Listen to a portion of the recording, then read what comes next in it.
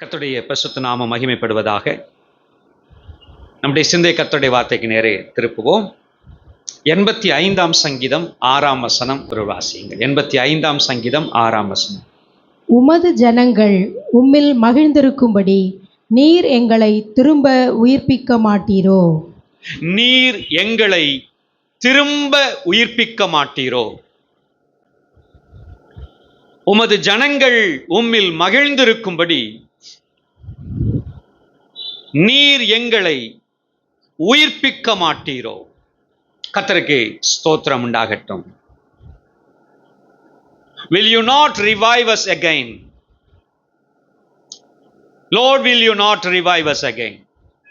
எங்களை திரும்ப எழுப்ப மாட்டீரா ஆண்டவரே என்று சொல்லுகிற ஒரு கூக்குரலை தேவ சமூகத்தில் இந்த சங்கீதக்காரன் இந்த வசனத்தில் ஏறெடுக்கிறார்.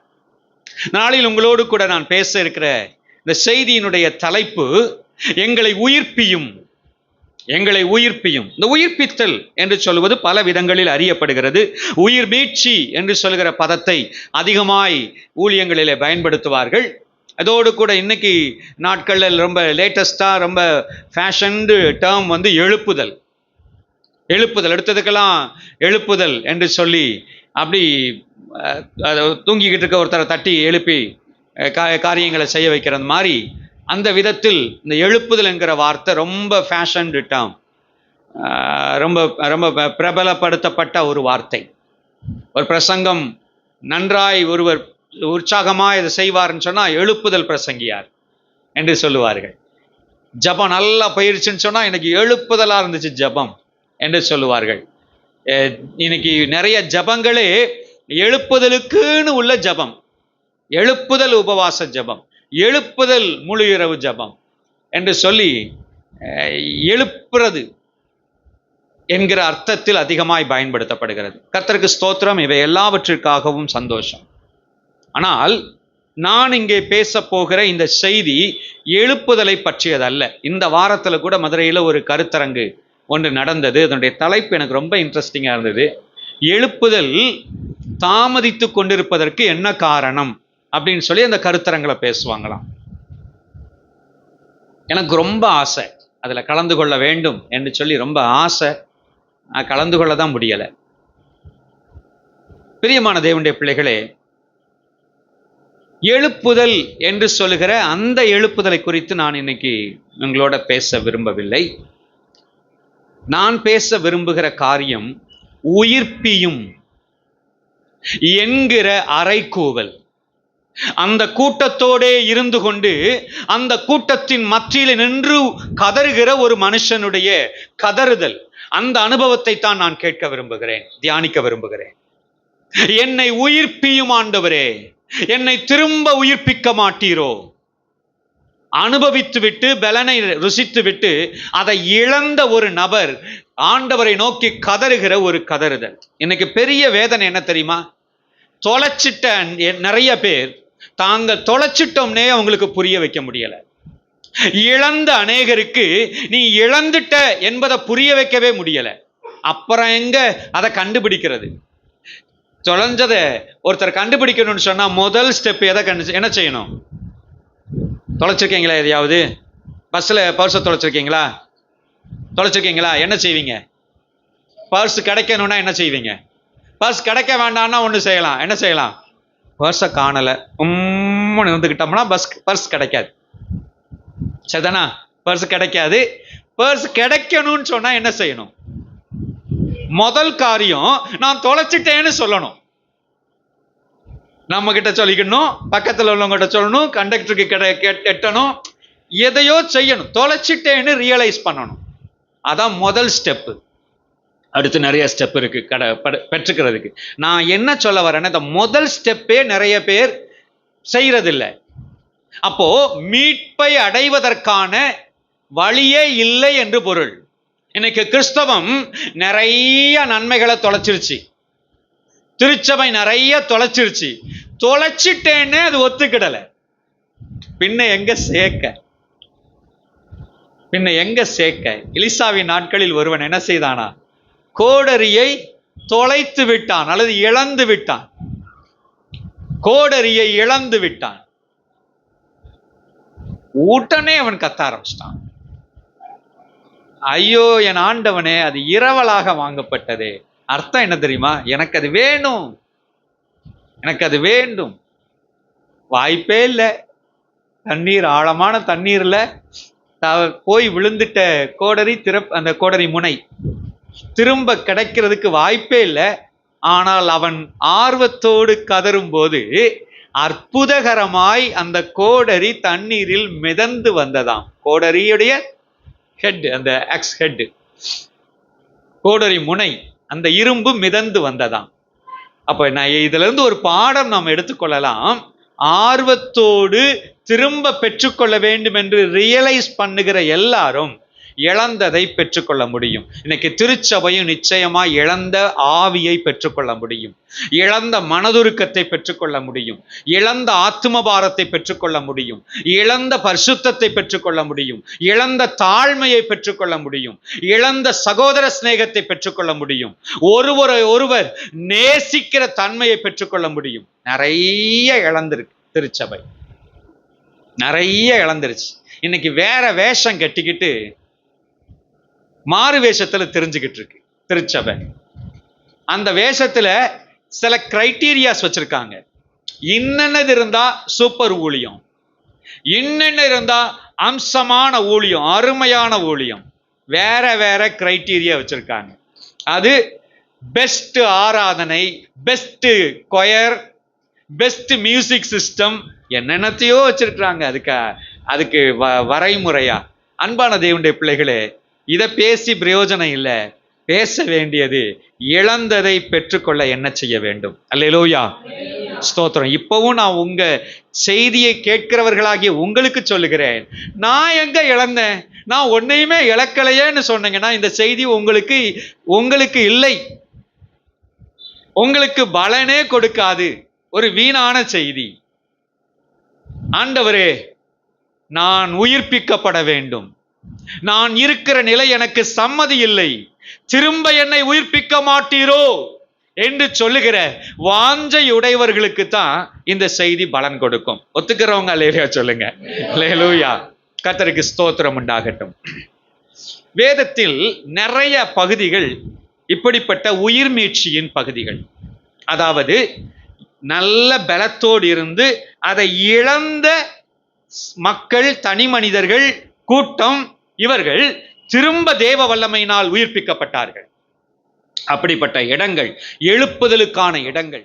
ஒரே ஒரு பேசேஜ், அந்த பேசேஜில் இருந்து கர்த்தர் நமக்கு சொல்ற திட்டவட்டமான செய்தியை எடுத்துக்கொள்ளுவோம், படிப்பினைகளை எடுத்துக்கொள்ளுவோம். பிரசங்கம் ஒரு சூப்பர் பிரசங்கமா இருக்க வேண்டியதில்லை, அது எவ்வளவு நல்லா இருக்கணும்ன்ற அவசியம் இல்லை. அந்த படிப்பினைகள் நமக்கு பிரயோஜனமாயிருந்தால் நலமாயிருக்கும். அல்லேலூயா. 1 சாமுவேலின் புத்தகம் 7ஆம் அதிகாரம், 1 சாமுவேலின் புத்தகம் 7ஆம் அதிகாரம் 9ஆம் வசனத்தை ஒரு வாசியுங்கள். அப்பொழுது சாமுவேல் பால் குடிக்கிற ஒரு ஆட்டுக்குட்டியை பிடித்து அதை கர்த்தருக்கு சர்வாங்க தகன பலியாக செலுத்தி இஸ்ரவேலுக்காக கர்த்தரை நோக்கி வேண்டிக் கொண்டான். கர்த்தர் அவனுக்கு மறுமொழி அருளி செய்தார். கர்த்தர் அவனுக்கு மறுமொழி அருளி செய்தார். கர்த்தருக்கு ஸ்தோத்திரம். அந்த பேசேஜில் நீங்க பார்த்தீங்கன்னு சொன்னா, எபனேசர், இம்மட்டும் கர்த்தர் உதவி செய்தார் என்று சொல்லி ஒரு கற்தூணை அங்கே நாட்டி அவர்கள் சொல்லுகிறார்கள். அந்த வசனத்தை வாசிங்களேன். 7ஆம் அதிகாரம் 12ஆம் வசனம் வாசிங்க. அப்பொழுது சாமுவேல் ஒரு கல்லை எடுத்து மிஸ்பாவுக்கும் சேனுக்கும் நடுவாக நிறுத்தி, இம்மட்டும் கர்த்தர் எங்களுக்கு உதவி செய்தார் என்று சொல்லி அதற்கு எபனேசர் என்று பெயரிட்டான். இம்மட்டும் உதவி செய்தார். இந்த எபனேசர் உண்மையிலேயே ஆசீர்வாதமான அனுபவம், அதுல எந்த சந்தேகமும் கிடையாது. ஆனால் இந்த எபனேசர் இதே ஆசீர்வாத நிலைமையிலேயே எப்பொழுதும் இருந்து விடவில்லை. இந்த எபனேசர் சில இழப்பின் இடமாகவும் இருந்தது. சில காரியங்கள் இழந்து போன இடமாக இருந்தது. 5ஆம் அதிகாரம் 1ஆம் வசனத்திலே வாசிப்பீர்கள் என்று சொன்னால், இந்த எபனேசரை குறித்து சொல்லப்பட்டிருக்கிறது. தேவனுடைய உடன்படிக்கை பெட்டி இந்த எபனேசரில் இருந்து பெலிஸ்தியா தேசத்திற்கு எடுத்து செல்லப்பட்டது. இந்த எபனேசர், இதே எபனேசர் இழப்பின் இடமாக இருந்தது. அதில் இருந்துதான் இழந்ததை அவர்கள் பெற்றுக்கொண்டு மீண்டு இந்த எபனேசருக்கு திரும்ப வந்தபோது, அல்லது திரும்ப அதே இழந்தது எபனேசரில் கிடைக்க பெற்ற போது அவர்கள் அந்த கர்த்தூனை நாட்டி அங்க செலிப்ரேட் பண்றாங்க. எனக்கு அன்பான தேவனுடைய பிள்ளைகளே, கர்த்தருக்கு ஸ்தோத்திரம் உண்டாகட்டும். இது ஒரு வெற்றியின் இடம், இது ஒரு உயிர்மீட்சியின் இடம். நான் ஏற்கனவே சொன்னது போல இழந்ததை திரும்ப பெற்றுக் கொள்ளுகிற இடம். அல்லேலூயா. ஆமா, இழந்ததை திரும்ப பெற்றுக்கொள்ள வேண்டும். நம்முடைய வாழ்வில் இழந்தவையாகவே நிரந்தரமா இருக்கக்கூடாது. போனது போகட்டும் என்று ஆவிக்குரிய காரியத்தில் எந்த காரியத்தையும் நீங்கள் விட்டுவிடக் கூடாது. காரணம், நமக்கு கொடுத்த ஆவிக்குரிய காரியங்கள் ஒவ்வொன்றும் தேவனிடத்திலிருந்து வந்தது. தேவன் கொடுத்தவர் கேட்பார். இல்லைன்னு சொன்னா, இதை பற்றி கவலையற்று இருப்பீங்கன்னு சொன்னா, தாளந்துகள் ஓமையின் முடிவில் ஆண்டவர்கிட்ட போய் நின்ன மனுஷன் கதையாக தான் இருக்கும். ஆண்டவர் சொல்லுவாரு, நான் கொடுத்தனே, இந்த அனுபவத்தை கொடுத்தனே, இழக்க விட்டுட்டியே. உன்னால ரா முழிச்சு பகல் முழிச்சு ஜெபிக்க முடியுமே, உன்னால கண்ணீர் கொட்டுன்னு கொட்டி ஜெபிக்க முடியுமே, நீ அவ்வளவு நேர்த்தியா பாரத்தோடு பாடுவையே. சொல்லக்கூடிய சில காரியத்தை நான் சொல்றேன், சொல்லக்கூடாது இன்னும் நிறைய இருக்கு. அது பர்சனல் எக்ஸ்பீரியன்ஸ், தனித்தனியே உள்ள அனுபவம். ஆத்துமாக்களுக்காக அலைந்து திரிகிற பாரம் எல்லாருக்கும் வந்துராது. உன்னால அலைய முடியுமே, உன்னால கடந்து போவையே. நான் அப்படி ஆத்துமாக்கள் அப்படின்னு சொன்னும் போது எங்க பாஸ்டர்மாவை நான் அடிக்கடி யோசிப்பேன். ஆத்துமாக்களை தேடி அவங்களுடைய வயதில் அவங்களுடைய சரீர நிலைமைக்கு அவங்க நடப்பாங்க. அது எனக்கு சில நாட்களாவது நான் கூட சுற்றி இருக்கிற அந்த அனுபவத்தை வச்சு சொல்றேன். இன்னைக்கும் அது கிஃப்டட், அந்த பாரம் கொடுக்கப்பட்ட தேவ ஜனங்கள். இழந்து போயிட்டையே, அதை விட்டுட்டையே, அதை மட்டமா நினைச்சு எண்ணிட்டையே. கர்த்தருக்கு ஸ்தோத்திரம். சில பாருங்க, சிலரால் ஆதாயம் பண்ண முடியும் ஆத்துமாக்களை. சிலர் பேசினாலே ஆத்துமாதான். கர்த்தருக்கு ஸ்தோத்திரம். அப்படிப்பட்ட கிஃப்ட் உள்ள நீங்க அதை விட்டீங்களே. இழந்ததை உணர்ந்து கொள்ள வேண்டும். கர்த்தருக்கு ஸ்தோத்திரம். என்னை கேட்கிற தேவனுடைய பிள்ளைகளே, உங்களுக்குள் என்ன கிருபையை கர்த்தர் வைத்திருந்தார். வரங்கள் என்கிற ஒரு பெரிய லிஸ்ட் இருக்கு. அப்படிப்பட்ட வரங்களை எல்லாம் தொலைச்சிட்டு உட்கார்ந்து இருக்கிறோம். வரங்கள் எல்லாம் இழந்துட்டு உட்கார்ந்துட்டு இருக்கோம். நாம மூடி வச்சதுனால அது இல்லாமலே போயிடுச்சு. மறைச்சு வச்சதுனால கொடுத்தும் பிரயோஜனம் இல்லைன்னு சொல்லி கர்த்தரும் போட்டுட்டாரு. இருப்பு ஆயுதம் மழுங்களா இருந்தா என்ன பிரயோஜனம்? இன்னைக்கு அதிக பிரயாசத்தை பிரயோகிக்க வேண்டி இருக்குது. கொடுக்கப்பட்ட ஆயுதங்களை செயல்படுத்தாமல் போட்டு அதிக பாடுபட வேண்டி இருக்கிறது. திருச்சபையே, நாம் உணர்ந்து கொள்ள வேண்டிய பகுதிகள் உண்டு. கர்த்தர் கிருபை செய்வாராக. என்னை உயிர்ப்பியும் ஆண்டவரே, ரிவைவ் அஸ் அகைன், எங்களை திரும்ப உயிர்ப்பியும் என்று சொல்கிற உணர்வு இருக்கும் என்று சொன்னால் அது மாத்திரம் போதும். இந்த பேசேஜில் இருந்து நான் உங்களோடு பேச விரும்புகிற சில முக்கிய படிப்பினைகள் நான் வைக்க விரும்புகிறேன். முதலாவதாக 2ஆம் வசனம் வாசியுங்களேன். 7ஆம் அதிகாரம் 2ஆம் வசனம். பெட்டி கீரியாத் யாரீமிலே அநேக நாள் தங்கியிருந்தது. பெட்டி, இந்த பெட்டி தான் இங்க உள்ள முக்கியத்துவம் வாய்ந்த, இந்த பேசேஜில் முக்கியத்துவம் வாய்ந்த ஒரு காரியம். இந்த பெட்டி என்று சொல்லுவது உடன்படிக்கை, தேவனுடைய பிரசன்னத்திற்கு அடையாளமா இருக்கிற உடன்படிக்கை பெட்டியை குறிக்கிறது. தேவனுடைய பிரசன்னத்துக்கு அடையாளமா இருக்கிற உடன்படிக்கை பெட்டியை குறிக்கிறது. இந்த உடன்படிக்கை பெட்டி தான் கிட்டத்தட்ட 3-4 அதிகாரங்கள்ல அதுதான் முக்கியத்துவம் வாய்ந்த பேசுபொருள். இந்த பின்னணியம் லேசா சொல்லுறேன். கர்த்தருக்கு ஸ்தோத்திரம் உண்டாகட்டும். ராஜாவாக சவுல் ஏற்படுத்தப்படுவதற்கு முன்பாக இருந்த காலம், ஏலியின் நாட்கள், அதை தொடர்ந்து சாமுவேலுடைய நாட்கள். இவர்களெல்லாம் நியாயம் விசாரித்து பிரதானாசாரியர்களாய் வழிநடத்தி கொண்டிருக்கிறார்கள். ஏலி பிரதானாசாரியனா, அடுத்தது சாமுவேல் ஒரு நியாயாதிபதியா, இவர்கள் தீர்க்கதரிசியா நடத்தி கொண்டிருக்கிற இந்த நாட்களில் பெலிஸ்தியர்கள் யுத்தம் செய்ய வந்தார்கள். பெலிஸ்தியர்கள் யுத்தம் செய்த போது தோல்வி ஏற்பட்டது. தோல்வி ஏற்பட்ட உடனே அவங்களுக்கு இன்னும் ஒரு குறுக்கு புத்தி. தேவனை விட்டு விட்டார்கள். பயங்கர தீமை கலந்து கிடக்குது. அன்றைக்குள்ள சமூக நிலைமையை நான் அங்க பின்னால் அடுத்த பாயிண்ட்ல ரொம்ப விளக்கி சொல்ல முடியும். கர்த்தருக்கு ஸ்தோத்திரம். நிறைய அந்நிய தேவர்களை வழிபடுற நிறைய தீமைகள் பெருகி போய் கிடக்கிறது.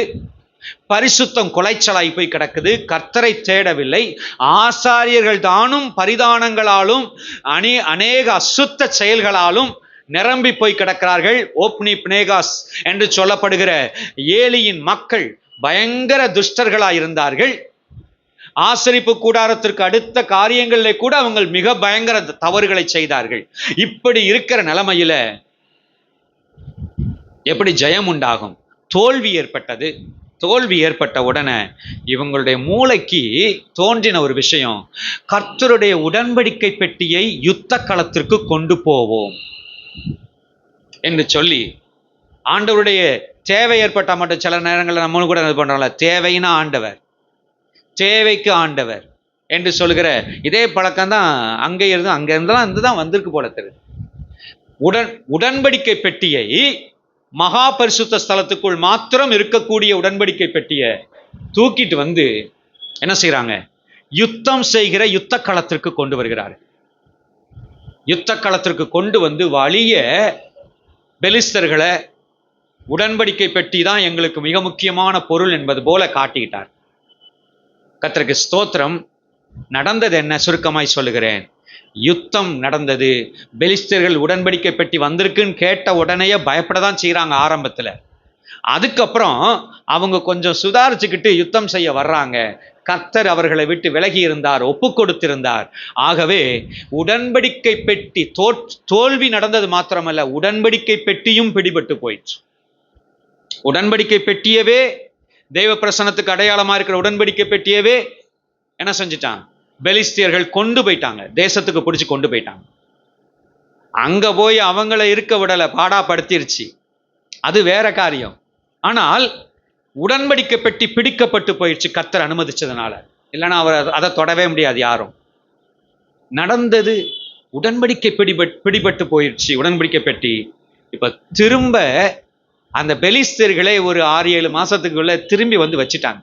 அவங்களால வச்சிருக்க முடியல. வந்து ஒரு இடத்துல வச்சிருக்காங்க. பெத்சிமேஸ் என்று சொல்லுகிற அந்த ஊர்ல வந்து வைக்கிறாங்க.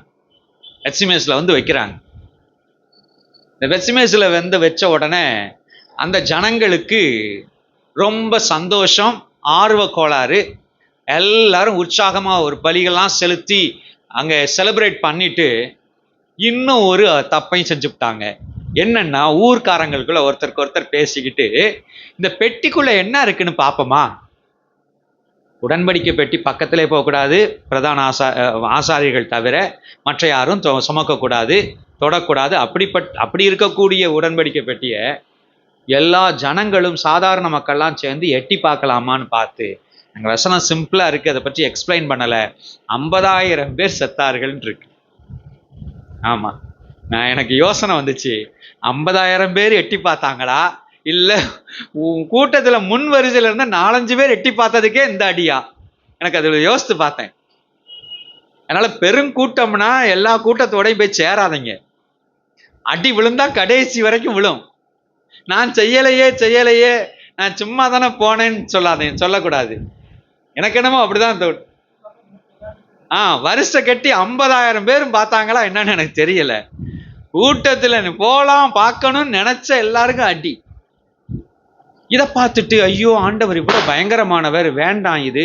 பெத்சிமேசின் மக்கள் என்ன செஞ்சுட்டாங்க, கொண்டு வந்து கிரியாத்யாரின்ற ஊர்ல வந்து வச்சுட்டாங்க. இதெல்லாம் ஒரு அதிகாரத்தினுடைய துவக்க வசனமே பெட்டியை பத்தி தான் போட்டிருக்கும். நீங்க 4-5 அதிகாரத்துக்கு முதல் வசனம் வாசிங்களேன். முதல் வசனம் 6ஆம் அதிகாரம் 1ஆம் வசனம் வாசிங்க. கர்த்தருடைய பெட்டி ஆ, பெலிஸ்தரின் தேசத்தில் 7 மாதம் இருந்தது. 7ஆம் அதிகாரம் 1ஆம் வசனம். அப்படியே கீரியாத் யாரீமின் மனுஷர் வந்து கர்த்தருடைய பெட்டியை எடுத்து மேட்டின் மேல் இருக்கிற அபினதாபின் வீட்டிலே கொண்டு வந்து இந்த வைத்து. முதல் அதிகாரத்தை வாசித்தீங்கன்னா தெரியும் பெட்டி எங்க இருந்து அப்படியே வந்திருக்கு. அங்க முன்னால 4ஆம் அதிகாரம் 5ஆம் அதிகாரம் 5ஆம் அதிகாரத்தின் 1ஆவது வசனம் நம்ம ஏற்கனவே வாசித்திருக்கோம். இப்படி ஒவ்வொரு அதிகாரத்தை பார்த்தீங்கன்னாலே பெட்டி எங்க இருந்து எங்க வந்திருக்கு, எங்க இருந்து எங்க வந்திருக்கு. 5ல பெலிஸ்தர்கிட்ட பிடிபட்டுருச்சு, 6ல திரும்ப வந்துருச்சு பெத்சிமேஸுக்கு, 7ல கீரியாத் யாரீம் வந்துருச்சு. கீரியாத் யாரீம்ல தான் இது கிட்டத்தட்ட 20 வருஷம் இருக்கு. கீரியாத் யாரீம் என்கிற அந்த பார்டர் ஊர், பெலிஸ்தியருக்கும் இஸ்ரேலுக்கும் பார்டர்ல உள்ள ஊர். அங்க 20 வருஷம் இருக்கு. கேர் பண்ணவே இல்லை யாரும். ஆண்டவருடைய பெட்டி, உடன்படிக்கை பெட்டி அதனுடைய ஸ்தானத்துல தான் இருக்கணும். ஆசரிப்பு கூடாரத்துல மகா பரிசுத்த ஸ்தலத்துல இருக்கணும். ஆனால் சம்பந்தமில்லாத அபினதாப் வீட்டுல இருக்கு. அந்த வீட்டுல இப்ப எல்லாரும் அதை பத்தி கேரே பண்ணாம இருக்காங்க. அன்பான தேவனுடைய பிள்ளைகளை, உயிர்ப்பிக்கப்பட வேண்டும் என்று சொன்னால் இந்த உயிர்ப்பித்தல், நம்ம டேர்ம்ல இன்னைக்கு எழுப்புதல்லாம் சொல்லிக்கிட்டு இருக்காங்கல்ல, இதுக்குள்ள ரகசியம் ஒன்று இருக்கிறது. இது பெருங்கூட்டம் எழுப்புதல் என்று சொல்லி மக்கள் பேசிக் கொண்டிருக்கிறார்கள். எப்பொழுதுமே உயிர்ப்பித்தல் என்று சொல்லுவது, உயிர்மீட்சி என்று சொல்லுவது தனி மனித உயிர்மீட்சியா இருக்கணும். தனி மனிதனுக்குள்ள அந்த மாற்றம் உண்டாகணும். இந்த மாற்றம் அவனுக்குள் ஏற்பட வேண்டும் என்று சொன்னால் அந்த தனி மனிதனுக்குள் ஏற்படுகிற தாகத்திலிருந்து துவங்க வேண்டும். இந்த தனி மனிதனுக்குள்ள ஒரு தாகம் உண்டாகணும். அது என்ன தாகம் என்னால், என் தேவனை பற்றிய தாகம். அந்தந்த ஆத்துமா தாகிக்க வேண்டும், அந்தந்த ஆத்துமா தேட வேண்டும். சங்கீதக்காரன் சொல்றார் பாத்தீங்களா, மான் நீரோடையை வாஞ்சித்து கதறுவது போல என் தேவனே உம்மேல் தாகமாயிருக்கிறது, உம்மேல் தாகமாயிருக்கிறது ஆண்டவரே, என் ஆத்துமா உம்மை தேடுகிறது. இந்த கீரியாத் யாரீமில் இருக்கக்கூடிய உடன்படிக்கை பெட்டியை கண்டு இவர்கள் ரொம்ப நாளாயிற்றே என்று சொல்லி வெகு நாட்களுக்கு பின்பு ஏற்பட்ட உணர்வில் தேடி தாகித்து வாஞ்சிக்கிறார்கள். வாஞ்சித்து அதோடு நிக்கல, இந்த வாஞ்சை என்னவா ஆகணும், புலம்பலாய் மாறணும், அழுகையாய் மாறணும். அழுகையில் ஆரம்பிக்கப்படாத ஒரு எழுப்புதல் இல்லை பிரியமானவர்களே. அழுகையில் ஆரம்பிக்கப்படாத ஒரு தனி மனித உயிர்மீட்சி ஒன்று இல்லை. உலகத்தில் எங்கெல்லாம் எழுப்புதல்கள் என்று சொல்லுகிறார்களோ அந்த எழுப்புதல்கள் எல்லாம் புலம்பலில் ஆரம்பிக்கப்பட்டது. இன்றைக்கு திருச்சபைக்கு தெரியாத பழகின ஒரு விஷயம், ஆனா மறந்து போய் தெரியாத ஒன்றாய் மாறி போனது புலம்பலும் அழுகையும். திருச்சபைக்கு புரியாத ஒரு விஷயமாய் புலம்பலும் அழுகையும் மாறி போச்சு. ஆனா சபைக்கு புலம்பலும் அழுகையும் ரொம்ப பழக்கமான விஷயம்தான். ராவெல்லாம் அழுது கண்ணீர் வடிக்க ஜெபம் பண்ணி வீங்கின கண்களோடு மூலிகை ஜபத்தை விட்டு வந்தவங்க இதே பட்டணத்தில் இருக்கிறாங்க.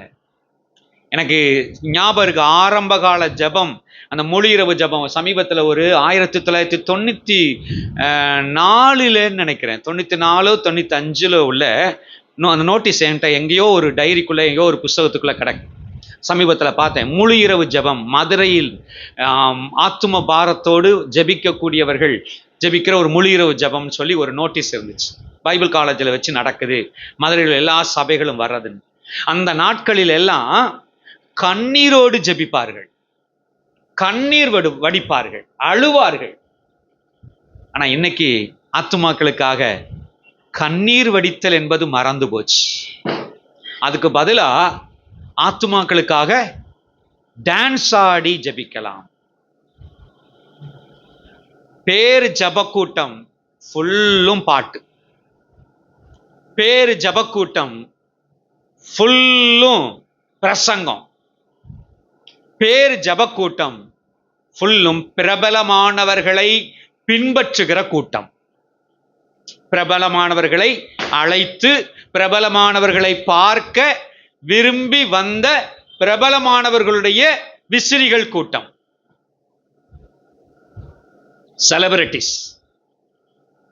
செலிபிரிட்டிஸோட ஃபேன்ஸ் தான். ஏன்னா கூட்டம் வர வைக்கணும். இன்னார கூப்பிட்டா கூட்டம் வரும். இன்னார கூப்பிட்டு கூட்டம் வந்து அந்த கூட்டத்தை கூட்டி என்ன பிரயோஜனம்? நான் உங்களுக்கு சொல்றேன். நான் அந்த காரியத்தை சொல்றேன். வேதனை நான் சொல்றது உங்களுக்கு ஆரம்பத்துல புரியாததுனால ஒரு மாதிரி குழப்பமா இருக்கும், தவறு மாதிரி தெரியும்.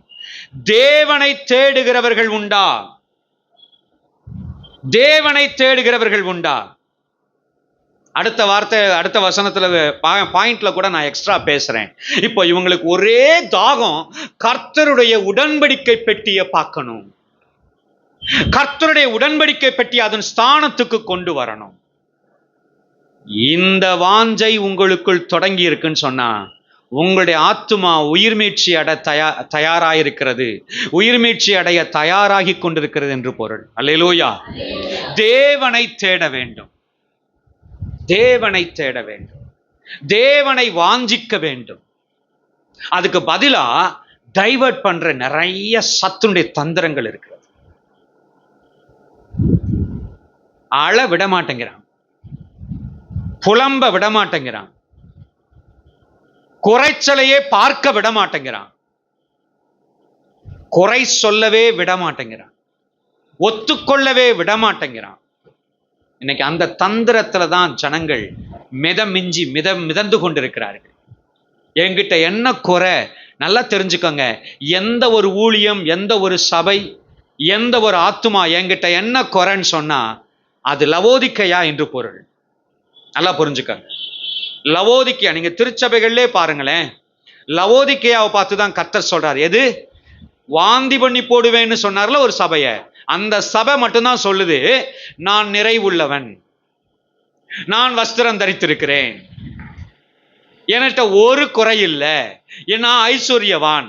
இந்த நிறைவுன்னு சொல்றது இந்த ஒரே சபை தான். அந்த சபை எது? லவோதிக்கையா, உண்மையிலே குறைவுள்ள சபை. இன்னைக்கும் ஊழியங்கள், ஊழியர்கள், மனிதர்கள் அதுக்கு தான் எழுப்புதலுக்கு சொல்லுவாங்க, என் நாமம் தரிக்கப்பட்ட என் ஜனங்கள். இந்த வசனம் அது மேல எழுதியிருக்கு.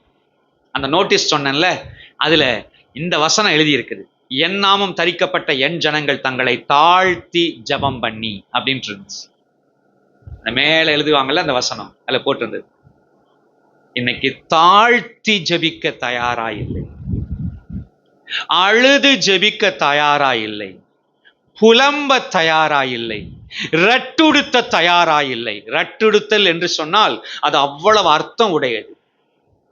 ஆகாப் ரட்டுடுத்தி சாம்பலில் உட்கார்ந்தான். அவ்வளவு கொடூரத்தை செஞ்சுட்டு, அவ்வளவு சேட்டை பண்ணிட்டு, ஆண்டவர் தண்டனை அவன் மேல சொன்ன உடனே விவரமா ஆகாப் என்ன செஞ்சிட்டான்? ரட்டுடுத்தி தேவ சமூகத்தில் உட்கார்ந்துட்டான். ஆண்டவரும் சொல்றாரு, பாரு ஆகாப் தாழ்த்தினதை பார்த்தையா, அதனால நான் இறக்க செஞ்சு என்ன செய்ய போறேன், நான் சொன்னதெல்லாம் இவன் காலத்துல இல்லாம இவன் குமாரனுடைய காலத்துல செய்வேன் அப்படின்னு இவனை எஸ்கேப் பண்ணி விட்டுறாரு. தாழ்த்துறதுக்கு அவ்வளவு பவர் இருக்குங்க. ரட்டுடுத்தி சாம்பலில் உட்கார்ந்து தங்களை தாழ்த்துகிற இன்னைக்கு திருச்சபை மறந்து போச்சு. இத நீங்க வேணா பாருங்க, மீட்டிங்ஸ்ல வந்து பாருங்க, எவர் ஒருத்தர் தன்னை தாழ்த்து தன்ட்ட இருக்க குறைய சொல்லிக்கிட்டு இருக்காரு. வர்றவர் பூரா, நிக்கிறவர் பூரா தான் செஞ்ச பிரம்மாண்டங்களை, தனக்கு பின்னால இருக்கிற பெரிய மகிமைய. எனக்கு அன்பான தேவனுடைய பிள்ளைகளே, என் நாமம் தரிக்கப்பட்ட என் ஜனங்கள் தங்களை தாழ்த்தி தேவனை தேட, தேவனை தேடுகிற உணர்வு எழுப்புதலுக்கும் உயிர் மீட்சிக்கும், தனி மனித உயிர் மீட்சிக்கும் அடிப்படையில் தேவை. தேவ சமூகத்துல ஓடி ஓடி போய் உட்கார, தேவ சமூகத்தை நினைச்சாலே இன்பமா இருக்க. டைம் ஓடாது, அது ஆரம்பத்து பழக்கம். நீங்க பழக பழக பழக, நான் பேசிட்டு இருக்க இந்த அனுபவம் என்ன செய்யும்? இப்போதான் உட்கார்ந்த மாதிரி இருக்கு, இவ்வளவு நேரம் ஓடிடுச்சா என்று சொல்ல வைக்கும். ஒரு போன் கால் டிஸ்டர்பன்ஸா தெரியும். தேவ சமூகத்தில் தேவனோடு பேசிக்கொண்டிருந்தால், தேவனோடு இருந்தால் ஒரு ஃபோன் கால் டிஸ்டர்பன்ஸா தெரியும். கர்த்தருக்கு ஸ்தோத்திரம் உண்டாகட்டும். ஒரு மனிதனுடைய அழைப்பு இடைஞ்சலா தெரியும். ஒரு மனிதர் வந்து வெகு நேரம் பேசிக்கொண்டிருந்தால் எப்போ போவார் என்று காத்திருக்கத்தக்கதாக போய் நம்ம ஜபத்தை கண்டினியூ பண்ணலாம், நம்ம தியானத்தை கண்டினியூ பண்ணலான்னு இருக்கும். என்னை கேட்கிற தேவனுடைய பிள்ளைகளே, இந்த அனுபவம் உங்களுக்கு இல்லாதிருக்கும் என்றால் உயிர் மீட்சிக்கான உயிர்ப்பித்தலுக்கான துவக்கத்தையே நீங்க இன்னும் செய்ய ஆரம்பிக்கலன்னு அர்த்தம். உயிர் மீட்சி அடைய நிறைய தேவை இருக்கு, அந்த வாய்ப்புக்குள்ளே நீங்க இன்னும் போகலன்னு அர்த்தம். உங்களுக்கு வேணா நூற்றுக்கணக்கில் பாட்டு தெரியும், நூற்றுக்கணக்கில் ஸ்தோத்திரம் மனப்பாடமா வசனங்கள் சொல்ல முடியும், நூற்றுக்கணக்கில் ஊழியர்களை தெரியும், ஊழியங்களை தெரியும். இருந்துட்டு போட்டோம். ஆத்துமா தேவனை விட்டு விலகி மங்கி போய் கிடக்கிறது என்று பொருள். உயிர் மீட்சி அடையணும்னு சொன்னா தேவ சமூகத்தை தேட வேண்டும், தேவ சமூகத்தை தேடி புலம்ப வேண்டும், அழணும், கண்ணீர் விடணும். நான் பேசிக்கிட்டு இருக்கிறது ஆத்துமாக்களுக்காக இல்லைங்க. சில கண்ணீர் விடணும்னு சொன்ன உடனே ஆத்துமாக்களுக்காக அழணும். உனக்காக அழு ஆண்டவர் சொன்னார். தன்னை பார்த்து அழுததான ஜனங்களை, எருசலேமு குமாரத்திகளை பார்த்துட்டு ஆண்டவர் சொன்னாரு, ஏமா உங்களுக்காக அழுங்கம்மா, எனக்காக அழுகிறதெல்லாம் அப்புறம் இருக்கட்டும். நான் பேசிக்கிட்டு இருக்க விஷயம் எழுப்புதல்னா உடனே என்ன செய்யறாங்க, இந்தியா எழுப்புதல் அடையணும். நீ எழும்புறத பத்தி நான் பேசிட்டு இருக்கேன். இந்தியா அப்புறம் எழும்பட்டும். நாமளே எழும்பாம கீழே இருந்துட்டு இருக்கோம், நாமளே தூங்கிக்கிட்டு இருக்கோம், நாமளே தொலைச்சிட்டோம், கிடைச்ச மகிமைய மேன்மையை இழந்துட்டு நிக்கிறோம், பாவத்தை ஜெயிக்க முடியாம தோல்வியுற்ற கிறிஸ்தவத்தில் கிடக்கிறோம். இதே நிலைமைக்கு, இதே தோல்வியுற்ற கிறிஸ்தவத்துக்கா இன்னும் இந்தியாவை இழுக்கணும், இன்னும் நடத்தணும்? நான் எழும்பணும். எனக்கு இழந்த தேவ பிரசன்னத்தின் தேட்டம் வேண்டும், அந்த தேட்டம் நமக்குள் இருக்கும்னா அழுகையும் புலம்பலுமாய் வெளியே வரும். யோவேல் தீர்க்கதரிசன புஸ்தகம் 1ஆம் அதிகாரம் 13ஆம் வசனம் வாசிங்கள். அந்த வசனத்தை வாசித்து கடந்து போவோம் அடுத்த பாயிண்ட். ஆசாரியர்களே ரெட்டுடுத்தி புலம்புங்கள். பலிபீடத்தின் பணிவிடைக்காரரே அல்லது லேவியரே அலறுங்கள். என் தேவனுடைய தொண்டரே நீங்கள் உள்ளே பிரவேசித்து ரெட்டுடுத்தினவர்களாய் ராத்தங்குங்கள். அந்த அழுகையின் வஸ்திரம், கண்ணீரின் வஸ்திரம், புலம்பலின் ஆடை, துக்கிப்பின் அடையாளம். ஆனால் இன்னைக்கு துக்கிக்க வேண்டிய, புலம்ப வேண்டிய, அழுக வேண்டிய காலத்தில் மினுக்கான வஸ்திரம் தரித்து பண்டிகையின் கொண்டாட்டத்தில் இருந்து கொண்டிருக்கிறது திருச்சபை, மதியீனமான திருச்சபை. ஆடுன்னு தான் சொல்றான், பாடுன்னு தான் சொல்றான். அழ வேண்டிய ஜனத்தை, புலம்ப வேண்டிய ஜனத்தை, என் தேவனே நீர் எங்கே இருக்கிறீர், திரும்ப எங்களை உயிர்ப்பிக்க மாட்டீரா, அந்த உம்மோடு உறவாடின அந்த வேளை திரும்ப கிடைக்காதா, அந்த தேவ தரிசனம் பெற்றுக்கொண்டிருந்த நாட்கள் திரும்ப கிடைக்காதா, தேவ சமூகத்தை நெருக்கமாய் உணர்ந்த, ஆண்டவரோடு நெருக்கமாய் நடந்த அந்த நாட்கள் கிடைக்காதா? புலம்ப வேண்டிய தேவ ஜனத்தை இன்னைக்கு மாயையில மயக்கி ஆட வைத்துக் கொண்டு, பாட வைத்துக் கொண்டு இருக்கிறார். கர்த்தருக்கு ஸ்தோத்திரம் உண்டாகட்டும். இரண்டாவதாக வாசியுங்களேன் 4ஆம் வசனம். Price the Lord. அவர்கள் என்ன செய்ய வேண்டும்? எழுப்பப்பட. அப்பொழுது இஸ்ரவேல் புத்திரர் பாகால்களையும் அஸ்தரோத்தையும் விலக்கிவிட்டு கர்த்தர் ஒருவருக்கே ஆராதனை செய்தார்கள். தீர்க்கதரிசி சொல்லிட்டாரு தெளிவா, நீ இந்த வேலையெல்லாம் செஞ்சிட்டு இருந்தீங்கன்னா கதைக்கு ஆகாது.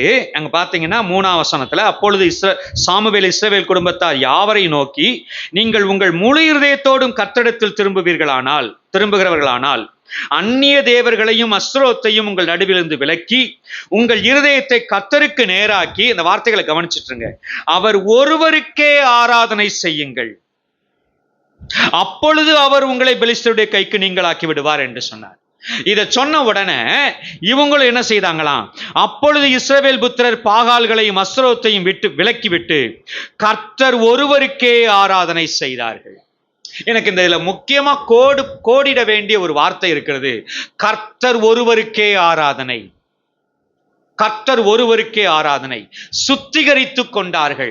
விக்கிரகங்களை விட்டு விலகி தங்களை சுத்திகரித்துக் கொண்டார்கள். They consecrated themselves. அவங்க தங்களை தாங்களே பரிசுத்தம் பண்ணி கொண்டார்கள், சுத்திகரித்துக் கொண்டார்கள், தங்களை சுத்திகரித்துக் கொண்டார்கள். எதற்காக? எதற்காக? இந்த பரிசுத்தம் பண்ணிக்கொள்ளுதல் என்கிற அந்த கான்செக்ரேட்டிங் என்று சொல்கிற வார்த்தை பரிசுத்தத்துக்கு என்று சுத்தம் பண்றது மாத்திரம் கிடையாது, பரிசுத்தத்துக்குன்னு நேர்ந்து கொள்றது. இனிமேல் இது பரிசுத்தத்துக்கு தான், இனிமேல் இது இதுக்கு தான் என்று சொல்லி அந்த நேர்ந்து விடுதலுக்கு அடையாளமான வார்த்தை. இப்போ தேவன் ஒருவருக்கே ஆராதனை செய்வோம் என்று நேர்ந்து கொள்கிறார். அல்லேலூயா. என்ன நடக்குது? நிறைய பாகாலின் தெய்வங்களை உள்ள, நிறைய அஸ்தரோத்துகளை உள்ள வச்சிருக்காங்க. கர்த்தரையும் கும்பிட்டுக்கிடுவாங்க, கர்த்தரையும் தேடிக்கிடுவாங்க, இட நேரத்துல மற்றதையும் செஞ்சுக்கிடுவாங்க. அதுங்களுக்குள்ள எல்லா பண்டிகையும் அனுசரிச்சுக்கிடுவாங்க, அதுங்களோட எல்லா ஆட்டத்தையும் ஆடிக்கிடுவாங்க. இந்த வேறு பிரித்தல் இல்லாத ஒரு நிலைமை இருக்கும்போது தீர்க்கதரிசி சொல்லுகிறார், கர்த்தர் ஒருவருக்கே ஆராதனை செய். இன்னைக்கு நான் திருச்சபையை கேட்கிறேன், நீங்களும் அந்த பெரிய சர்வ சங்கமாகிய சபையில நீங்களும் அங்கம்தான். உங்களை கேட்கிறதோட தான் சேர்த்து மொத்தத்தையும் கேட்கிறேன். தேவன் ஒருவருக்கே ஆராதனை செய்கிறோம் என்று சொல்ல முடியுமா? அல்லது ஸ்டேஜில் உட்கார்ந்திருக்கிற பெரும் தலைகள் அவர்களுக்கு ஆராதனை என்கிறது நடந்துகிட்டு இருக்கா? நான் சமீபத்தில் ஒரு கிளாஸ்ல ஒரு நாள் பேசினேன். இந்த ஹீரோயிசம், இந்த ஹீரோ வர்ஷிப், இது பழைய ஏற்பாட்டில் இருக்கும். தனி மனிதனை ஆண்டவர் உயர்த்தி வச்சிருப்பார். தனி மனிதருக்கு அளவு கடந்த மதிப்பையும் மரியாதையையும் கொடுத்து கர்த்தர் அங்க பயன்படுத்தி இருப்பார். ஒரு ஹீரோஸ் போல எல்லா தேவைக்கும் அவரை தான் பார்க்கணும். இப்ப சாமுவேல் இருக்கிற நாட்கள்ல சாமுவேலை தான் பார்க்கணும், தாவீது நாட்கள்ல தாவீதை தான் பார்க்கணும். எல்லாரும் நிறைய பரிசுத்தவான்கள் அவரவர் ஒன்னொன்னு செய்யணும் அப்படிலாம் இல்லை.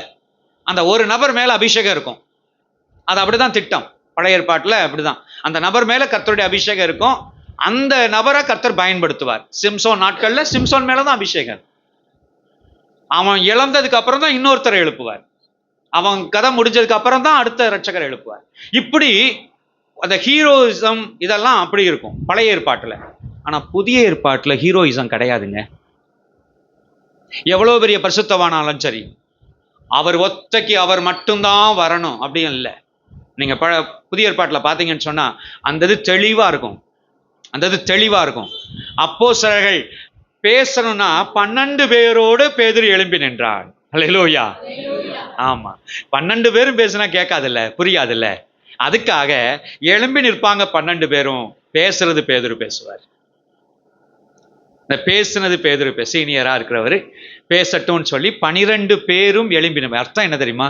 நாங்கள் 12 பேரும் இவர் பேசுகிறதை ஆமோதித்து சம்மதித்து நிற்கிறோம். நாங்கள் பேசுகிறத தான், பேச வேண்டியதான் இவர் பேசுகிறார். அந்த தனி மனித அந்த புகழ் கிடையவே கிடையாது. நல்ல உதாரணம் ஸ்தேவான், பிலிப்பு மாதிரி ஆட்கள். ஸ்தேவான், பிலிப்பு முழு நேர ஊழியர்களே கிடையாது. ஆனால் பந்தி விசாரிப்புக்காக அங்கே ஏற்படுத்தப்பட்ட நபர்கள். அங்க சொல்றாங்க அப்போஸ்தலர்கள், நாங்களோ வேத வசனத்தை போதிக்கிற ஊழியத்திலும் ஜபம் பண்ணுவதிலும் தரித்திருப்போம். இதை செய்ய வேண்டாத மற்றவங்களை இந்த பந்தி விசாரிப்பு வேலைக்கு ஏற்படுத்துவோம். அப்போ ஊழியக்காரங்க கிடையாது, part time workers, interested people, volunteers. அப்படிப்பட்ட ஸ்தேவான பிரசங்கம் பண்ண விட்டா, அதுவும் மரண தருவாயில பிரசங்கம் பண்ண விட்டா. அவருக்கு என்ன பிரசங்கமா தெரியல? அவ்வளவு வேத வசனம் தெரியும். பிலிப்பு இவரையே மாதிரி ஒரு ஆளு. சீஷனாகிய பிலிப்பு கிடையாது. சமாரியாவுக்கு போனது பிலிப்பு, சீஷனாகிய பிலிப்பு கிடையாது, அப்போஸ்தலனாகிய பிலிப்பு கிடையாது. இவர் வேற பிலிப்பு, அந்த பந்தி விசாரிப்புல இருக்கிற வர்றதான பிலிப்பு. போய் சமாரியா பட்டணத்தை தலைகீழ கவுழ்த்திருக்கிறார். ஃபுல் பட்டணத்தையும் ஆண்டவர் இயேசுவுக்கு அப்புறம் வல்லமையான ஊழியம் அந்த சமாரியாவில் இந்த பிலிப்பு செஞ்சிருக்கிறார். பிரியமான தேவனுடைய பிள்ளைகளை, எல்லாம் ட்ரெயின்டு பீப்புள். யார் விட்டாலும் ஊழியத்தை செய்வாங்க, யார் விட்டாலும் கர்த்தரை மகிமைப்படுத்துவாங்க, யார் கையிலனாலும் அற்புதம் அடையாளம் நடக்கும். அல்லேலூயா. ஆதி சபையினுடைய புதிய ஏற்பாடுடைய சிஸ்டம் அப்படி. நான் ஜெபம் பண்ணாதான் கர்த்தர் கேட்பார் இல்லை, நீங்க யார் ஜெபம் பண்ணாலும் அற்புதம் நடக்கும். ஆமா, அதுதான் நம்மளுடைய அழைப்பு, அதான் கர்த்தர் நம்ம மேல வச்சிருக்கிற திட்டம். விசுவாசம் உள்ளவர்களா யார் ஜெபம் பண்ணாலும், விசுவாசம் உள்ளவர்களா யார் ஷேர் பண்ணாலும் அந்த காஸ்பலுக்கு வல்லமை இருக்கு. அது ஆத்மாவை ரட்சிக்கும், நித்திய ஜீவனுக்கு மாத்திரும். நரகத்தை நோக்கி போய்கிட்டு இருக்க ஆத்மாவை யார் ஷேர் பண்ணாலும், அது பாஸ்டர் சொன்னாலும் தான் தேவையில்லை, அல்லது ஒரு பாஸ்டர் ஆர்டினேஷன் இருக்கிறவர் பண்ணினாதான் காரியங்கள் நடக்கும். இல்லை. அன்பான தேவனுடைய பிள்ளைகளே, இன்னைக்கு தேவையற்ற சில விஷயங்கள் திருச்சபையில பால்படுத்தி கொண்டிருக்கிறது. நீங்களும் அந்த தப்பை செஞ்சிடாதீங்க. தனி மனித அந்த ஹீரோயிசம், அதன விளைவு என்ன ஆயிருது? அவங்க எதை செஞ்சாலும், தப்போ சரியோ, எதை செஞ்சாலும் ஆமாஞ்சாமி போடுறது. ஏன்னா ஹீரோஸ் ஆக்கிட்டாங்க, ஹீரோஸ் ஆக்கிட்டாங்க. அவரையும், நல்லா இருக்கிறவரையும் அவரையும் கெடுத்து, இவங்களும் நாரி, எந்த மனுஷனுக்கு அளவு கடந்த மதிப்பை, கொடுக்க வேண்டாத மதிப்பை கொடுக்கும் போது தலக்கணம் பிடிச்சுதான் அலைவாங்க. கொடுக்க வேண்டிய கணத்திற்கு அதிகமான ஒழுங்கா இருந்த ஏரோதை போய் இவங்க சொன்னாங்க, இது தேவனுடைய வார்த்தை, மனுஷ வார்த்தையே இல்லை. மனுஷனுக்கு உரிய கணத்தை, ஒரு ஊழியனுக்கு உரிய கணம், எல்லாத்துக்கும் ஒரு லிமிட் இருக்கு. என்னென்ன அளவு வசன எல்லைக்குள்ள நின்று அதற்குரிய கணத்தை கொடுத்தா போதும்.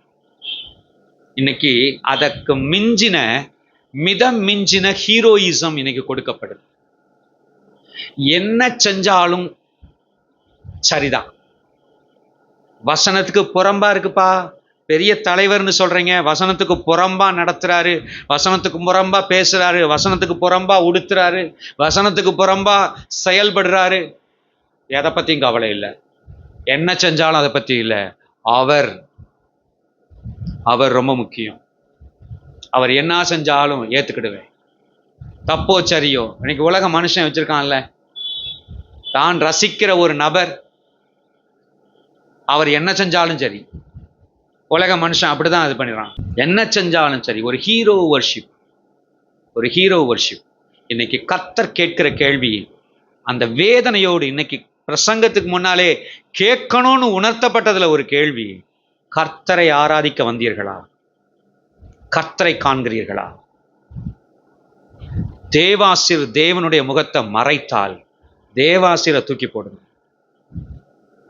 எந்த இடத்திலாவது தேவ மகிமையை மறைக்கிற, எடுக்கிற ஒரு முயற்சி எந்த நபர் ஊழியர் என்கிற பெயர்ல செய்தால் அந்த நபரை தூக்கி போடுங்க. தேவன் மறைக்கப்படக்கூடாது. இன்னைக்கு நம்ம அழைப்பெல்லாம் என்ன? நான் சொல்றேன், ஒரு கூட்டம் எதை அடிப்படையில் வைத்து நடத்தப்படுகிறது? தேவனுக்காகவா கூடுகிறது கூட்டம்? தேவனுக்காக கூடுகிறது என்று சொன்னால் நோட்டீஸ்ல யார் பேர் இருக்குன்னு பார்க்க கூடாது. அதே நூற்றுக்கணக்கான அல்லது ஆயிரக்கணக்கான கூட்டம் கூடணும். தேவனுக்காகவா கூடுது? சொல்லுங்க. நோட்டீஸ்ல பேரை பார்க்குது, கூட்டம் கூடுது. அப்ப வர்ற கூட்டம் யாருக்கு இருக்கிறது? தேவனுக்காகவா, அந்த நபருக்காகவா? நான் சொல்றேன், இன்னைக்கு அவ்வளவு நிலைமை. நம்ம அதை புரியவே மாட்டேங்கிறோம், யோசிக்கவே மாட்டேங்கிறோம். ஐயோயோ, மனுஷருக்காக கூடிக்கிட்டு இருக்கோம், ஆட்களுக்காக கூடிக்கிட்டு இருக்கோம், ஆட்கள் பின்னால தெரிஞ்சுக்கிட்டு இருக்கோம். தேவனை ஆராதனை செய். அங்க உள்ளதே ஜனங்கள் எல்லாத்தையும் விளக்கிட்டு, இதுவும் விக்கிரகம் தாங்க, இதுவும் விக்கிரகம் தான், பாகால போல அஸ்ரோத்தை போல இதுவும் விக்கிரகம் தான். தேவனை தவிர்த்து வேற எது நம்ம ஆராதனை செய்ய வச்சாலும் அது விக்கிரகம். தேவனை ஆராதனை செய்ய, தேவனை ஆராதனை செய்ய அங்கே திருப்பினார்கள். 3ஆம் வசனத்திலும் சரி, 4ஆம் வசனத்திலும் சரி, அவரும் அதுதான் சொல்றாரு, தேவனை ஆராதியுங்கள்னு சொல்றாரு. 4ஆம் வசனத்துல ஜனங்களும் சொல்றாங்க, தேவனை ஆராதித்தார்கள். அல்லேலூயா. கர்த்தருக்கு ஸ்தோத்திரம் உண்டாகட்டும். அடுத்த காரியத்தை கவனிங்க. 6ஆம் வசனம். அவர்கள் அப்படியே மிஸ்பாவிலே கூடி வந்து தண்ணீர் மொண்டு கர்த்தருடைய சந்நிதியில் ஊற்றி அன்றைய தினம் உபவாசம் பண்ணி கர்த்தருக்கு விரோதமாய் பாவம் செய்தோம் என்று அங்கே சொன்னார்கள். இப்பதான் எந்த இடத்துக்கு வந்திருக்காங்க?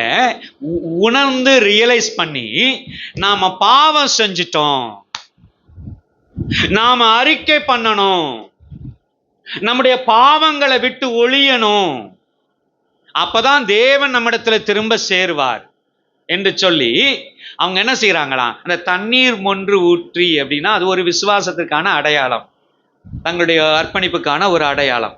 அதை செஞ்சு என்ன செய்யறாங்களாம்? நாங்க பாவம் செஞ்சிட்டோம்னு பாவ அறிக்கை செய்யறாங்க. பாவ அறிக்கை செய்யறாங்க. இஸ்ரவேல் ஜனங்களுக்கு அடிக்கடி இந்த அறிக்கை என்று சொல்லுவது, இனக்கூட்டமாய் ஜனமாய் சேர்ந்து அறிக்கை செய்தல் என்று சொல்லுவது சில இடத்துல முக்கியமா நடக்கும். அது எஸ்ரா காலத்தில் நடந்திருக்கு. அதே போல தானியேல் அதை செய்வார். தன் ஜனத்தின் சார்பாக அறிக்கை செய்து அந்த ஜபம் பண்ணுவார், அறிக்கை செய்து ஜபம் பண்ணுவார். நெகேமியா அதே மாதிரி. இதெல்லாம் எதற்கு செய்கிறாங்கன்னு சொன்னா, அவங்களுக்கு உண்மையிலே அறிக்கை செய்து அவங்க தேவனிடத்திலே தன் ஜனத்திற்காக ஜனத்தோடு சேர்ந்து அறிக்கை செய்தால்தான் அவங்களுக்கு வாக்கு பண்ணப்பட்ட மேசியா வருவார், அல்லது அவங்களுக்கு கிடைக்க வேண்டிய மீட்பு வரும் என்று அவர்கள் எண்ணிக்கொண்டிருந்தார்கள் சரித்திரத்துல. அதனால இப்ப இவங்க என்ன செய்யறாங்கன்னு சொன்னா, அறிக்கை செய்து ஆண்டவரே எங்களுக்கு வரவேண்டிய உமது கிருபை வரட்டும், உமது ஒத்தாசை எங்களுக்கு கிடைக்கட்டும் என்று சொல்லி தங்கள் தவறுகளை அறிக்கை செய்து, என் நாமம் தரிக்கப்பட்ட என் ஜனங்கள் தங்களை தாழ்த்தி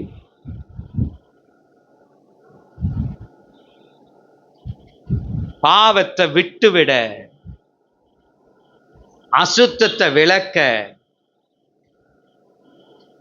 தீமையை விட்டு வெளியே வர நம்ம என்ன இன்னைக்கு ஜெபம் பண்றோம்? ஆண்டவரே கொஞ்சம் அட்ஜஸ்ட் பண்ணிக்கிடும், இந்த தீமையோட பழகிட்டேன் ஆண்டவரே, இதை மட்டும் கொஞ்சம் அட்ஜஸ்ட் பண்ணிக்கிறோம்.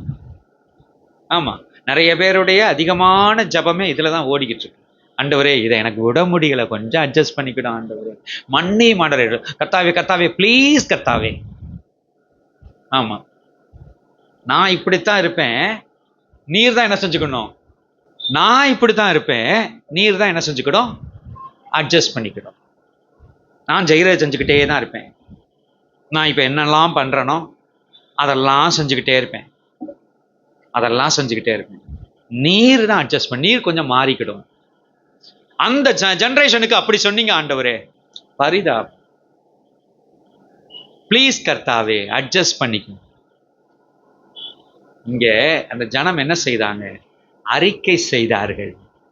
ஆண்டவரே இதை விட்டுவிட எங்களுக்கு உதவி செய்யும், அதை கைவிட எங்களுக்கு உதவி செய்யும், நாங்கள் பாவம் செய்தோம் என்று சொல்லி அறிக்கை செய்தார்கள். கர்த்தருக்கு விரோதமாய் பாவம் செய்தோம் என்று அங்கே சொன்னார்கள், மிஸ்பாவிலே சொன்னார்கள், மிஸ்பாவிலே சொன்னார்கள். கர்த்தருக்கு ஸ்தோத்திரம்.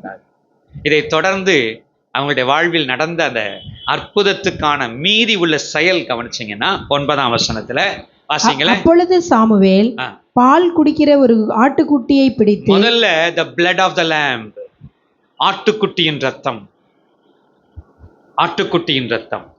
இந்த அற்புதத்துக்கு அவர்கள் மீட்டெடுக்கப்படுவதற்கு, உயிர் மீட்சிக்கு அங்கே என்ன நடந்தது என்று சொன்னால் கர்த்தர் பட்சத்திலே செய்யப்பட்டது ஆட்டுக்குட்டியின் ரத்தம். அடுத்தது அதை கர்த்தருக்கு சர்வாங்க தகன பலியாக செலுத்தி இஸ்ரவேலுக்காக கர்த்தரை நோக்கி வேண்டிக் கொண்டான். இஸ்ரவேலுக்காக கர்த்தரை நோக்கி வேண்டிக் கொண்டான். ஒரு பரிசுத்தவானின் ஜெபம், ஒரு பரிசுத்தவானின் ஜெபம். முதலாவதாக the blood of the lamb, ஆட்டுக்குட்டியின் ரத்தம். அடுத்தது பரிசுத்தவான்கள் ஜெபிக்கிற ஜெபம். இந்த ஜெபம் நடந்த போது அங்கே வசனம் சொல்லுது, இப்ப வாசிங்க. கர்த்தர் அவனுக்கு மறுமொழி அருளி செய்தார். கர்த்தர் மறுமொழி அருளி செய்தார். God answered his prayer.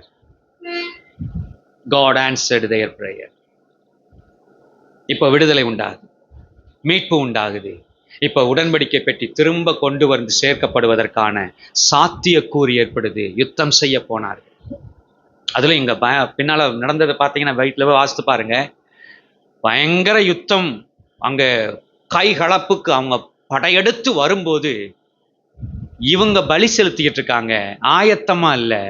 உடனே கர்த்தர் கல் மலைகளை அனுப்பி அவங்கள அட்டாக் பண்றார், ஸ்டாப் பண்றார், அவங்களுடைய அந்த ஆக்ரோஷத்தை தடுக்கிறார். தடுத்ததுக்கு அப்புறம் கொஞ்சம் அமர்ந்து அவங்க வேகத்தை குறைச்சதுக்கு அப்புறம் இஸ்ரவேல் ஜனங்கள் என்ன செய்யறாங்க, கிளம்பி போய் யுத்தம் செய்து அவர்களை துரத்தி அடிக்கிறாங்க.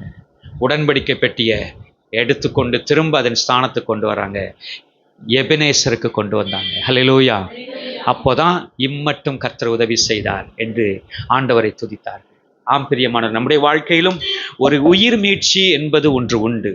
ஏன் அது இந்த நாளா இருக்கக்கூடாது? வசனம் உணர்த்தப்பட்ட கொஞ்சம் லேட் ஆக்கிட்டீங்கன்னா மறந்துடும். நாளைக்கு லேசா 1-2 வசனம் ஞாபகம் இருக்கும், நாளை கழிச்சு எல்லாம் போயிடும். உயிர் மீட்சின்றது மட்டும் ஞாபகம் இருக்கும், எழுப்புதல்ன்றது மட்டும் ஞாபகம் இருக்கும். அதுக்கு அடுத்த நாள் விட்டீங்கன்னா அதுவும் ஞாபகம் இருக்காது. அதுக்குள்ள ஒரு நேரம் பார்த்து ஒரு இடம் பார்த்து கொஞ்ச நேரம் உட்காந்து ஜெபம் பண்ணு. ஆண்டவரே என்னை எழுப்பி விடும். இந்தியாவை எழுப்பும் கிடையாது, அந்த ஜெபம் அப்புறம் பண்ணலாம். தமிழ்நாட்டை எழுப்பும் ஆண்டவரே, எழுப்புதல் வரட்டும், எழுப்புதல் அது அப்புறம் வரட்டும். முதல்ல நான் என்னை எழுப்பீரும், என்னை உயிர்ப்பியும், என்னில் மரித்தவைகள் உயிரடையட்டும், என்னில் முடங்கி போனவைகள் சரி செய்யப்படட்டும், என்னில் அடக்கப்பட்டவைகள், என்னில் கட்டப்பட்டவைகள் எழும்பட்டும். 119 சங்கீதத்தில் ரொம்ப அழகான நிறைய வசனம் உயிர்ப்பியும் இருக்கு. அதுல உமது வசனத்தின்படி என்னை உயிர்ப்பியும், உமது வார்த்தையின்படி என்னை உயிர்ப்பியும் என்று சொல்லுவார், அடிக்கடி சொல்லுவார். உமது கிருபையின்படி என்னை உயிர்ப்பியும். ஆம் பிரியமானவர்களே, என்னை உயிர்ப்பியும் ஆண்டவரே. உமது வசனம் எனக்கு வாக்கு பண்ணி இருக்கிறது, அந்த வசனத்தின்படி என்னை உயிர்ப்பியும். நான் இன்றைக்கு தியானிக்க, நான் செய்தி கேட்க கர்த்தர் உதவி செய்தீர், அந்த வசனத்தின்படி என்னை உயிர்ப்பியும். ஆண்டவர்கிட்ட கேளுங்க, மறக்காம ஜெபம் பண்ணுங்க. நான் உயிர்ப்பிக்கப்பட வேண்டும். தனி மனித உயிர்ப்பித்தல் அவசியம். இப்படி தனித்தனியா உயிர்ப்பிக்கப்பட்டு ஒரு பெரிய ஒரு தேசமே எழுப்புதல சந்திக்கணும். ஹல்லேலூயா. மழை பெய்யுது, பெருவெள்ளம் வருது, ஆனா எல்லாமே தனித்தனி சிங்கிள் துளி தான். பார்த்துருக்கீங்களா? இப்படி நிறைய சின்ன சின்ன சின்ன சின்ன சொட்டு தண்ணி தான் பெருவெள்ளத்தை உண்டாக்குது. இத மாதிரி உயிர்ப்பித்தல் என்று சொல்லுவது, எழுப்புதல் என்று சொல்வது தனித்தனியே ஒரு தனி மனித வாழ்க்கையில் ஏற்படணும். பரிசுத்த வைராக்கியம் கொண்டு தாழ்மையோடு தேவ சமூகத்தில் விழுந்து கடந்து உயிர்ப்பிக்கப்பட வேண்டும். அந்த உயிர்ப்பிக்கப்படுகிற தனி மனித ஆத்துமாக்கள் சேர்ந்து எல்லா திருச்சபையும் ஏகமாய் கிறிஸ்தவர்கள் என்று சொல்லப்படுகிற எல்லாரும் சேர்ந்து செயல்படும் போது நமக்குள் உண்டாகிற முதலாவது ஏற்படுகிற உள்ளார்ந்த பரிசுத்த எழுப்புதல் தான் தேசத்தில் வெளியரங்கமான ஆத்துமாக்கள் அறுவடை என்கிற எழுப்புதலுக்கு வழி நடத்தும். அதை விட இது முக்கியம், அதை விட இது முக்கியம். கர்த்தருக்கு ஸ்தோத்திரம். ஆண்டவருக்கு இனி வரப்போகிற, இனி ரட்சிக்கப்பட போகிற பிள்ளைகளை விட ஏற்கனவே வந்திருக்கிற, ஏற்கனவே ரட்சிக்கப்பட்ட பிள்ளைகள் முக்கியம். அதுல வேதனைப்படுறார்.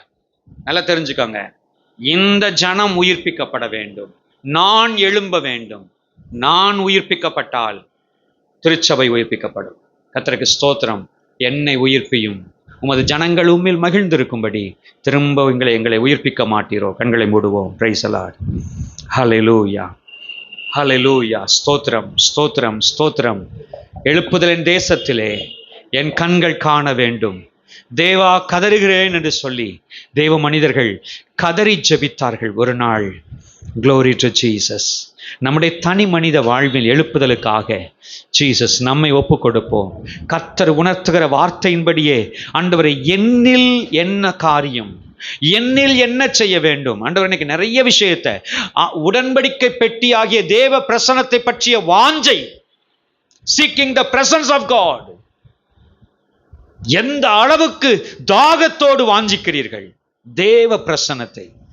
மான்கள் நீரோடையை வாஞ்சிப்பது போல ஒரு வாஞ்சை, தேவ பிரசன்னத்தை நோக்கிய வாஞ்சை இருக்கிறதா? ஆராய்ந்து பார்ப்போம். நம்மை பரிசுத்தப்படுத்திக் கொள்ளுகிற, இன்னொரு விதத்துல சொன்னா தேவனுக்கென்று பரிசுத்தமாய் நேர்ந்து கொள்ளுதல். ஆமா ஆண்டவரே, தேவன் ஒருவருக்கே ஆராதனை செய்வோம், தேவன் ஒருவருக்கே ஆராதனை செய்வோம். ஆண்டவர் சாத்தானிடத்துல கூட அதே வார்த்தையை தான் சுட்டி காட்டுறார். அவர் ஒருவருக்கே ஆராதனை செய்வாயாக, அவர் ஒருவருக்கே ஆராதனை செய்ய. பிரைஸ் தி லார்ட், ஹல்லேலூயா. நம்முடைய குறைகளை தேவ சமூகத்தில் அறிக்கையிட்டு, ஆண்டவரே நாங்கள் பாவம் செய்தோம், எங்கள் பிதாக்கள் பாவம் செய்தார்கள் என்று சொல்லி பாவ அறிக்கை செய்ய கர்த்தர் நமக்கு உதவி செய்யட்டும். எழுப்புதலை நம் வாழ்க்கையில் பரிசுத்தத்துக்கு அடுத்த விஷயத்தில் முதலாவதாக பெற்று அனுபவிப்போம். எழுப்புதல் பரவச் செய்வோம். நம் மூலமாய் இந்த தேசத்திற்கு ஆண்டவர் ஆசீர்வாதத்தை தரட்டும். கிருபை இரக்கமுள்ளவரே, பரிசுத்த பிதாவே, ஆசீர்வதிக்கப்பட்ட இந்த ஆராதனை நாளிலே எங்களை உடைய சமூகத்திலே கூட்டி சேர்த்தீர். ஆண்டவரே, உம்முடைய வார்த்தைகளை தியானிக்கும்படி உதவி செய்தீர். எங்களோடு இப்பொழுதும் ஆவியானவர் ஆண்டவரை உறவாடி உணர்த்தி கொண்டிருக்கிறீர். நன்றி சொல்லுகிறோம் இயேசுராஜா. தொடர்ந்து உடைய பிரசனத்திற்கு எங்களை தாழ்த்தி ஒப்புக் கொடுக்கிறோம். உணர்த்தப்பட்ட எல்லா பகுதிகளிலும் உணர்வடைந்திருக்க, உயிரடைந்திருக்க, ஆண்டவரை எழும்பிவிட, தேசத்திற்கு ஆசீர்வாதமாய், திருச்சபைக்கு ஆசீர்வாதமாய் நாங்கள் பயன்பட எங்களை ஒப்புக் கொடுக்கிறோம். உம்முடைய ஜனத்தை ஆசீர்வதித்து அனுப்பும். தேவ மகிமையின் காவல் உம்முடைய பிள்ளைகள் மேல் ஆண்டவரே எங்கும் தங்கி இருக்கட்டும். ஆண்டவரே, glory to God, மகிமையானவற்றின் மேலெல்லாம் காவல் உண்டாயிருக்கும் என்று சொல்லப்பட்ட வார்த்தையின்படியே இவர்கள் உமக்கு மகிமையானவர்கள். ஆண்டவரே, இவர்கள் மேல் தெய்வீக காவல் பரிபூர்ணமாய் தங்கி இருப்பதாக நாம மகிமைப்படட்டும். தூரத்திலும் சமீபத்திலும் இருக்கிற எங்களுக்கு அன்பான தெய்வ பிள்ளைகளை நினைக்கிறோம். ஆசீர்வதியும் காத்துக்கொள்ளும். இயேசுவின் நாமத்தில் ஜெபிக்கிறோம் எங்கள் பிதாவே. என் ஆத்துமாவே கர்த்தரை ஸ்தோத்தரி, முழு உள்ளமே பரிசுத்த நாமத்தை ஸ்தோத்தரி. என் ஆத்துமாவே கர்த்தரை ஸ்தோத்தரி, கர்த்தர் செய்த சகல உபகாரங்களை மறவாதே. நம்முடைய கர்த்தராகிய இயேசு கிறிஸ்துவின் கிருபையும் பிதாவாகிய தேவனுடைய அன்பும் பரிசுத்த ஆவியுடைய ஐக்கியமும் சமாதானமும் காவலும் இன்றும் என்றும் சதா காலங்களிலும் நம் அனைவரோடும் கூட இருப்பதாக. அல்லேலூயா, அல்லேலூயா. Praise the lord. கர்த்தர் உங்களை ஆசீர்வதிப்பாராக. God bless you.